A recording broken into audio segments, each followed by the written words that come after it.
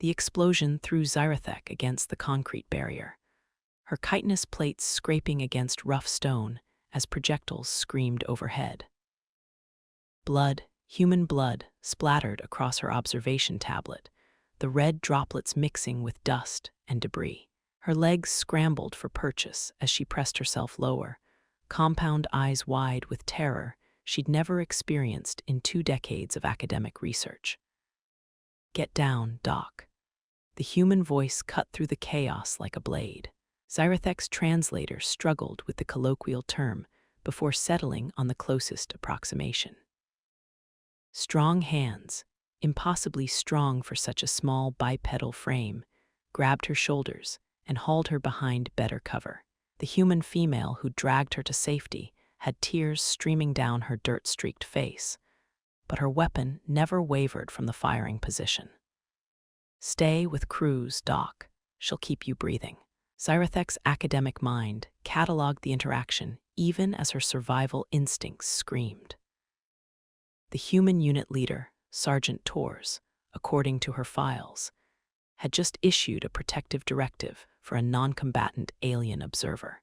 Standard protocol across 97% of galactic militaries would prioritize mission objectives over civilian researchers. Yet this human squad had immediately shifted formation to shield her without question, without hesitation. "You good, Doc?" The human beside her, Cruz, she'd called herself, glanced over with genuine concern etched across features that should have appeared predatory to Xyrathek's prey-evolved sensibilities. Instead, something warm and unfamiliar stirred in her thoracic cavity. "I am functional." Cruz's mouth stretched into what Xyrathek's briefings had labeled a smile. A display of dental weaponry that should have triggered every evolutionary warning her species possessed. Instead, the expression somehow conveyed reassurance and solidarity. First time in the sandbox, Xyrathek's translator hesitated over the idiomatic reference. Military terminology, contextually referring to combat zones. She nodded, her antennae twitching with nervous energy. "You'll be all right. Stick close to me and Kowalski. We've done this dance before." The casual confidence in Cruz's voice struck Xyrathek as remarkable. These humans faced potential death with the same emotional regulation her people reserved for routine maintenance tasks. Yet beneath that calm exterior, she detected something else through her enhanced olfactory sensors, chemical signatures indicating heightened protective instincts, not fear for themselves, but for their packmates. The firefight resumed with renewed intensity. Xyrathek watched, mesmerized despite the danger, as the human squad moved with fluid coordination that defied their lack of true hive-mind communication. Each soldier anticipated their teammates' actions without verbal coordination, flowing around each other like water finding the most efficient path downhill. Kowalski, covering fire. Chen, advance left flank. Tor's commands weren't just tactical instructions. They carried emotional undertones Xyrathek's sensitive hearing parsed easily. Concern for Chen's injured shoulder. Pride in Kowalski's marksmanship improvement since their last engagement. Protective affection underlying every directive. When the shooting stopped and the enemy withdrew, Xyrathek expected standard post-combat procedures. Casualty assessment, equipment checks, tactical debriefing. Instead, she witnessed something that would haunt her scientific objectivity for cycles to come. "David, let me see that arm." Cruz moved immediately to the wounded soldier, Chen, she remembered, with medical supplies already in hand. But what captivated Xyrathek wasn't the efficient field medicine. It was the way Chen's face relaxed completely when Cruz touched his shoulder, the way his breathing steadied at her presence. Trust, so absolute it bordered on the irrational. "Just a graze. I've had worse paper cuts." Chen's attempt at humor drew chuckles from his squadmates, but Xyrathek noticed how Tors positioned herself where she could monitor his injury while maintaining tactical awareness. How Kowalski shifted slightly to cover Chen's weak side without being asked. how the entire unit's stress indicators decreased once they'd confirmed Chen's well-being. Pack behavior, Zyrethek realized with academic excitement that quickly curdled into something more complex. She'd come here to study human military efficiency, expecting to observe advanced tactical coordination and superior individual combat performance. Instead, she discovered something far more unsettling. Humans didn't just fight alongside each other, they fought for each other with a ferocity that transcended rational strategic thinking. That night, sharing rations around a carefully concealed heat source, Zyrethek listened to the humans share stories. Not tactical debriefings or equipment discussions, personal anecdotes, jokes, fragments of their lives beyond this conflict. Cruz showed holographic images of her siblings, voice soft with homesickness. Kowalski described his grandmother's cooking with such vivid detail that even Zyrethek's alien palate responded to the described flavors. Chen sang something he called a lullaby in a language her translator couldn't parse, but the emotional content transcended linguistic barriers. "You got family back home, Doc?" Tor's question caught Zyrethek off guard. In her culture, personal information wasn't shared with non-clutchmates. Yet surrounded by these humans, their easy intimacy and casual acceptance, she found herself answering honestly. Research colleagues, academic associates. No true family bonds. The slight pause in conversation told her she'd revealed more than intended. Cruz leaned forward, firelight reflecting in eyes that seemed impossibly expressive for such a simple organ structure. "Well, you got us now, for whatever that's worth." The casual declaration hit Zyrethek like a physical blow. Adoption into human pack structures typically required extensive bonding periods, shared hardships, proven loyalty. Yet these humans offered inclusion after less than one day's acquaintance, based solely on her presence during combat. 3 weeks later, Zyrethek no longer questioned the impulse that made her check Chen's injured arm each morning, or the way her 4 legs automatically positioned themselves to cover Tor's blind spots during patrol. She'd stopped analyzing why Kowalski's terrible jokes made her mandibles click with what humans called laughter, or why she'd begun carrying emergency medical supplies without being asked. The realization struck during their 4th major engagement, when Cruz took shrapnel defending a civilian evacuation point. Zyrethek found herself abandoning her observation post, scuttling across 50 meters of open ground under enemy fire to reach her wounded friend. The word felt inadequate. Packmate, perhaps, though her species had no direct equivalent. "Doc, what the hell are you doing?" Tor's voice carried equal parts fury and terror as Zyrethek applied field dressings to Cruz's lacerated shoulder. Enemy projectiles sparked off nearby debris, close enough that her sensitive antennae detected the heat signature of their passage. "Maintaining squad cohesion," she replied, surprised by her own calm. The academic part of her mind noted the physiological changes: elevated heart rate, heightened reflexes, chemical cocktail of protective instincts flooding her system. Standard mammalian pack bonding responses, she would have concluded if observing another species. Instead, she simply focused on keeping Cruz conscious and mobile. That night, as Cruz recovered under careful medical supervision, Zyrethek found herself teaching Kowalski basic clicks and chirps of her native language. Not for any research purpose, but because he'd asked, and refusing his curiosity felt like betraying the trust these humans offered so freely. "Your grandmother's soup recipe," she said, practicing the human concept of recipe sharing that seemed central to their bonding rituals. "I have something similar. Nutritional paste with mineral supplements, but meaningful to my clutch group.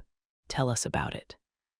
The request came from Tors, whose tactical mind had somehow become genuinely interested in Zyrethek's personal background. So she did, describing childhood memories of communal feeding times, the careful preparation rituals that bonded her research clutch.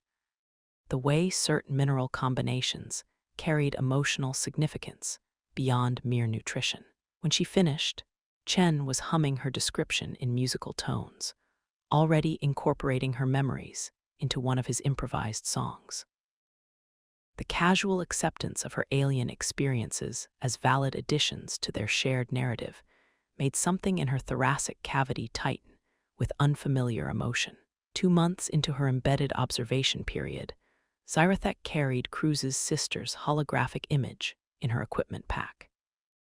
She'd memorized Kowalski's grandmother's soup recipe and learned to sing Chen's lullabies in harmonic clicks. She knew Tor's worried about her younger brother's upcoming military academy admission, and that Cruz sent half her pay to support her family's farm maintenance. More importantly, they knew her, really knew her, in ways her own research colleagues never had. They knew she clicked her mandibles when nervous, that certain combat frequencies hurt her sensitive hearing, that she preferred the night watch because her compound eyes provided tactical advantages in darkness. They'd modified squad communication protocols to include her visual and auditory capabilities. They'd learned to read her body language as fluently as they read each other's. The transformation became undeniable during the Thorngate Station evacuation. Enemy forces had overwhelmed the outer defenses faster than anyone anticipated. Civilian populations flooded the evacuation routes in panic, while automated defense systems failed one by one. Zyrethek's research assignment called for immediate withdrawal to safe observation distance. Standard academic protocol demanded non-interference in military operations. Instead, she found herself grabbing Tor's arm as the sergeant prepared for a suicidal rearguard action. "I'm staying." The words emerged without conscious decision. Tor's turned, expressions cycling through surprise, frustration, and something that might have been pride. "Doc, this isn't your fight." Zyrethek's compound eyes focused on each member of the squad, Cruz adjusting her weapon with practiced efficiency, Kowalski checking ammunition counts, Chen testing communication equipment with steady hands despite the approaching enemy. Her packmates, her chosen family, she realized with sudden clarity. Yes, it is. What followed would become legendary in human military circles. The first recorded instance of an alien researcher voluntarily engaging in human-led combat operations. Zyrethek's species possessed natural advantages the humans leveraged brilliantly. Her compound eyes detected approaching enemies across multiple spectrums. Her agile mobility allowed her to carry supplies through spaces too confined for human frames. Her sensitive hearing provided early warning of incoming artillery. But those tactical advantages weren't what mattered when Kowalski took a direct hit, saving a group of civilian children. Weren't what drove her to drag his unconscious form to safety, while Cruz laid down covering fire with tears streaming down her face. Weren't what made her sing his grandmother's lullaby in clicking harmony, while Chen applied emergency medical procedures with hands that shook despite his training.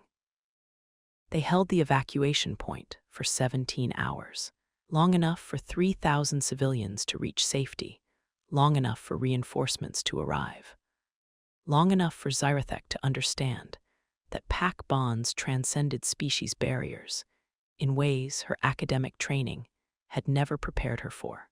Kowalski survived, though his recovery would take months. In the medical transport afterward, Zyrethek sat beside his stretcher while he drifted in and out of consciousness. Each time he surfaced, his eyes would find her, and the tension would drain from his features, not because she provided medical expertise, but because she represented pack presence. Continuity, the promise that he wouldn't heal alone. "You're writing a hell of a research paper, Doc." Tor's voice carried exhaustion and something deeper, acceptance, perhaps, or recognition of transformation. Zyrethek looked up from her observation notes, realizing she'd been documenting personal moments instead of tactical data for weeks now. I don't think this is research anymore. The admission felt like shedding an old exoskeleton. Tors nodded, understanding passing between them that required no translation. Never was it? Zyrethek's antennae twitched with what she'd learned to recognize as her species' equivalent of a smile. Around them, her squad, her pack, settled into the easy camaraderie that had become as natural as breathing. Cruz hummed one of Chen's lullabies while checking equipment. Chen practiced the clicking harmonies Zyrethek had taught him. Tors updated personnel files with the sort of detailed care that ensured each soldier's personal needs were met. 6 months later, Zyrethek's official research concluded with findings that revolutionized galactic understanding of human military effectiveness. Her academic paper, Pack Cohesion as Force Multiplier, observed human military bonding behaviors, became required reading at strategic academies across 12 star systems. But the real discovery wasn't documented in any official report. It lived in the holographic images she carried of Cruz's niece's first steps, in the muscle memory of Kowalski's grandmother's soup recipe, in the way her stance automatically shifted to cover Chen's weak side during patrol formation. It lived in the knowledge that somewhere in the galaxy, 3 humans and 1 alien anthropologist had learned that family bonds could transcend species, that pack loyalty could bridge evolutionary gaps wider than the space between stars. The last entry in her personal log, never submitted to academic review, read simply, "Recommendation for future researchers. Don't study human pack bonding unless you're prepared to become part of the pack. Some observations change the observer as much as they illuminate the observed." In the medical bay, Kowalski stirred again, eyes finding hers automatically. She clicked a soft greeting and watched his breathing settle into the easy rhythm of someone surrounded by family. Outside the transport windows, stars wheeled in patterns that no longer seemed alien or distant, but simply part of a universe where unlikely bonds could form between species that should have been strangers, where humans could teach an anthropologist that the most important discoveries weren't written in research papers, but carried in the heart through shared battles, mutual protection, and the inexplicable magic of choosing to call someone family.